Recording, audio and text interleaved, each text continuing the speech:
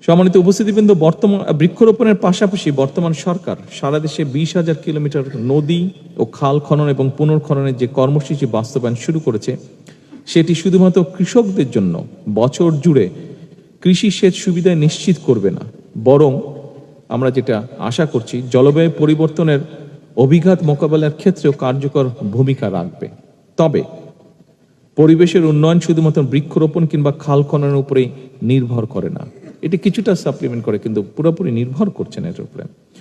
রাজধানী সহ বিশেষ করে সারা দেশের সকল নগর, বন্দর এবং শহরতলির বর্জ্য ব্যবস্থাপনাতেই কিন্তু আমূল পরিবর্তন আনার কোনোই বিকল্প নেই। এ ব্যাপারে আপনাদের সকলের যারা আছেন, বিশেষ করে পরিবেশ নিয়ে যারা কাজ করছেন, আপনাদের অসম্ভব সহযোগিতা আমার প্রয়োজন, সরকারের প্রয়োজন। আপনাদের সহযোগিতা ছাড়া এখানে অনেকেই আছেন, আমি দেখেছি বিভিন্ন ভিডিওতে, আমি দেখেছি তারা নিজ উদ্যোগে তাদের সংগঠন থেকে তারা বিভিন্ন রকম খাল, নদী, নালা, খাল, বিল এগুলো আপনারা পরিষ্কার করছেন। আপনারা যারা করছেন, আপনাদেরকে আমার পরিবেশের জন্য যারা এই কাজগুলো করছেন, আপনাদেরকে ব্যক্তিগতভাবে আন্তরিকভাবে আমি অভিনন্দন এবং শুভেচ্ছা জানাচ্ছি। তবে আপনাদের যেই সাপোর্ট, আপনাদের যেই সহযোগিতা, আপনাদের যেই সাপোর্ট, এটি যে কোনো সময় থেকে বর্তমান সরকারের জন্য অত্যন্ত অত্যন্ত অত্যন্ত প্রয়োজনীয়, অত্যন্ত দরকার। উপস্থিতিবৃন্দ, প্লাস্টিক বর্জ্য উল্লেখযোগ্যভাবে কমিয়ে আনার লক্ষ্যে সরকার ইতিমধ্যে কাজ শুরু করেছে বা করার চেষ্টা করছে সরকার। একই সঙ্গে জৈব সার উৎপাদন, পুনর্ব্যবহার, বর্জ্য থেকে জ্বালানি উৎপাদন এবং রিডিউস, রিইউজ, রিসাইকেল, এই 3R নীতিকে সরকার জাতীয় পর্যায়ে বাস্তবায়নের নীতি বা উদ্যোগ গ্রহণ করেছে বা ব্যবস্থা নিয়েছে। বর্জ্য ব্যবস্থাপনা একটি সুশৃঙ্খল পদ্ধতিতে আনতে হলে এটি শুধুমাত্র নগর প্রশাসন কিংবা পুলিশ দিয়ে নিশ্চিত করা সম্ভব নয়। যেই কথাটি আমি প্রথম থেকে বলার চেষ্টা করছি, সবকিছু আমরা পুলিশ, জোর, আইন দিয়ে সবকিছু করা সম্ভব নয়। আমাদেরকে এটা অ্যাওয়ারনেসের মাধ্যমে করতে হবে। এই জন্য প্রয়োজন ছোট বড় প্রতিটি নাগরিকের দায়িত্বশীল আচরণ, প্রতিটি নাগরিকের প্রতি উদাত্ত আহ্বান, অনুগ্রহ করে যেখানে সেখানে বর্জ্য কিংবা উচ্ছিষ্ট ফেলবেন না, দয়া করে। আসুন আমরা চেষ্টা করি আমাদের বন্ধু বান্ধব, আত্মীয় স্বজন, পরিচিতি পরিজন সবাইকে এই বিষয়টি সুযোগ পেলেই বলা। কয়েকদিন আগে, এটি অবশ্য খুবই নিত্য নৈমিত্তিক একটি দৃশ্য, তবে আমি কয়েকদিন আগে খুব সময় বাসা থেকে অফিসে ফিরছিলাম, কোনো একটা সিগন্যালে একটু দাঁড়িয়েছি, একটা ছেলে, ও খেয়াল করেনি, এত গাড়ির মধ্যে খেয়াল করার কোনো কারণও নেই, কিছু একটা খাচ্ছিল, খেয়ে ওর হাতে একটা প্যাকেট ছিল, যে প্যাকেট থেকে বের করে খাচ্ছিল, তার প্যাকেটটা ঠাস করে ওখানে ফেলে দিল। তা আমার মনে হচ্ছিল ওকে গিয়ে বলি, ভাই তুই প্যাকেটটা উঠে একটু কোনো এক জায়গায় ভালো হয় পকেটে নে বা কোনো এক জায়গায় ফেল। বাট নামতে আমি পারছিলাম না, বাট আমার ইচ্ছা করছিল নেমে গিয়ে ওকে আমি কথাটা বলি। আমি অনুরোধ করব সকলে, বিশেষ করে যারা পরিবেশ নিয়ে কাজ করেন, দয়া করে এরকম বিষয়ে মানুষকে উদ্বুদ্ধ করার চেষ্টা করবেন আপনারা, দয়া করে।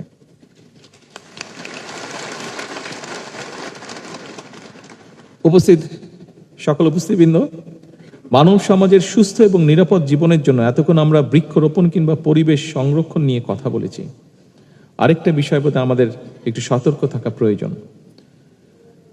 জনসংখ্যা বৃদ্ধি, জলবায়ু পরিবর্তন, অপরিকল্পিত নগরায়ন এবং নদী ও জলভূমি ভরাট এবং বন উজাড় সহ নানা কারণে জীববৈচিত্র্য হুমকির মুখে পড়ছে। এসব কারণে বন্য প্রাণী, জলজ উদ্ভিদ এবং প্রাণীর আবাসস্থল অস্তিত্ব সংকটে বাধ্য। একটু আগে আমি ওই যে একটা অ্যাওয়ার্ড দিলাম আদনানকে আমি চিনি, আরো অনেকেই আছেন আদনানের মতন, আদনানকে আমি চিনি। এই বিষয়টি নিয়ে এই যে ও এখন আমি বললাম যে কি খবর, ও আবার আদনান কোথায় গেল, আদনান ওই যে আদনান ও আবার সাপ ধরতে পারে। তা আমি আবার জিজ্ঞেস করলাম, পকেটে সাপ টাপ নেই তো তোমার? তো এখন আমি জিজ্ঞেস করলাম যে ও নিজে থেকেই বললো যে এই প্রোগ্রাম শেষ করে ও বোধহয় কেরানীগঞ্জ যাবে, কোনো একটা বাড়িতে সাপ ঢুকেছে। এই জন্য আমি কথাটি বলছি যে মাত্র যেটা বললাম যে পশু পাখি সবকিছু একটা বিপন্ন অবস্থার মধ্যে চলে গিয়েছে। এই যে বন টন সব উজাড় হয়ে যাওয়াতে সব জায়গায় যে মানুষ দখল করছে, বাসা বাড়ির ভিতরে কেন সাপগুলো ঢুকছে। আমি প্রায় বছরখানেক আগে ওর সাথে কথা বলছিলাম, তখন আমি দেশে আসিনি, তখন লন্ডনে ছিলাম। তো ও বললো যে ভাইয়া এই জন্য ঢুকছে। আমরা যে ঘর বাড়িতে 9 তলা, মিরপুরের কোন 9 তলা বাড়ি থেকে সে সাপ বের করেছে। তার মানে যে 9 তলায় সাপ গেল কেমন করে? বলে যে কি করে গেল বলতে পারি না, তবে যেটা হচ্ছে যে সব জায়গায় আস্তে আস্তে মানুষ ঢুকে যাচ্ছে। যে জায়গায় সাপ বা পোকা মাকড় এগুলা ছিল, মানুষ এখন ওদের জায়গাগুলো দখল করছে। তো ওরা যাবে কোথায়? ওদেরও তো বাঁচতে হবে, যতক্ষণ বেঁচে থাকবে ওদেরকে তো ঢুকতে হবে। সেই জন্য এখন ওরা মানুষের বাড়ি ঘরের মধ্যে ঢুকে যাচ্ছে। আমার মনে হয় এই বিষয়গুলো আমাদেরকে রিয়েলাইজ করতে হবে, এই বিষয়গুলো আমাদের চিন্তা করতে হবে, এবং এই বিষয়গুলো যার যার অবস্থান থেকে বোধহয় আমাদের একটা দায়িত্ব পালনের সময় চলে এসেছে। সম্মানিত সকল উপস্থিতি, কিন্তু অনেক লম্বা বক্তব্য হয়ে গেছে। আপনারা আগেও বক্তব্য শুনেছেন অনেকের, মনে হয় ভালো লাগবে না আর বক্তব্য লম্বা করলে। পরিশেষে আমি যে কথাটি বলতে চাইছি, এবছর যারা জাতীয় বৃক্ষরোপণ পুরস্কার, বন্যপ্রাণী সংরক্ষণে জাতীয় পুরস্কার এবং সামাজিক বনায়নের লাভ্যাংশ অর্জন করেছেন, আমি আপনাদের সবাইকে আন্তরিক অভিনন্দন জানাই। বিশ্ব পরিবেশ দিবস এবং পরিবেশ মেলা এবং জাতীয় বৃক্ষরোপণ অভিযান ও বৃক্ষ মেলা উপলক্ষে আমি আপনাদের সকল আয়োজনের সার্বিক সাফল্য কামনা করছি। দেশ হোক, খেয়াল করবেন আমি যেই কথাটি বলতে চাইছি, আমি কাউকে ছোট করছি না, বাট আমি যেই কথাটি মনে করি সেই কথাটি আপনাদের সামনে বলতে চাইছি। দেশ হোক সকল প্রাণী এবং প্রাণের